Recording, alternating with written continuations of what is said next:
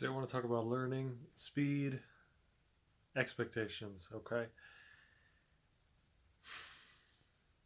I really don't like the story of the tortoise and the hare because in that story, the moral is great, but the reason the tortoise wins is because of a blunder by his opponent, when in actuality, slow and steady wins the race is just an eternal truth that Aesop put forward, Aesop being the author of that story. Um, because slow and steady wins a race. Slow and steady in the long run gets you to where you're trying to go. And what I'm trying to say with that is I think a lot of people in your 20s, before that,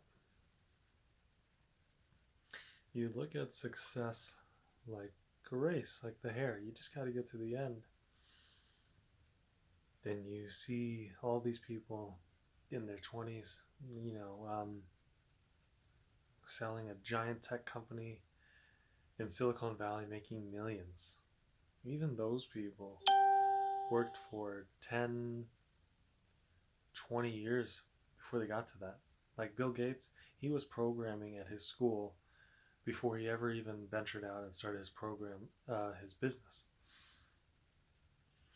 And yet, some people are upset when they're not making $10,000 a month through their Amazon selling business in 6 months. It's not just about having realistic expectations. You should have really grand dreams, but when you take the time to get things right, there's a saying, I think it's a Marine saying that Tim Ferriss quotes, and it's slow is smooth and smooth is fast. And I would say that's just the very best way to look at it. You're doing something completely new, something you've never done before. That should not deter you. But remember, when you're learning something new, you're forming neural connections on your conscious level, and you're trying to get it ingrained onto a subconscious level. Even to master driving stick shift took me maybe 6 months, and I feel like I'm still getting better. But it's the foundational learning that you really need to take time with.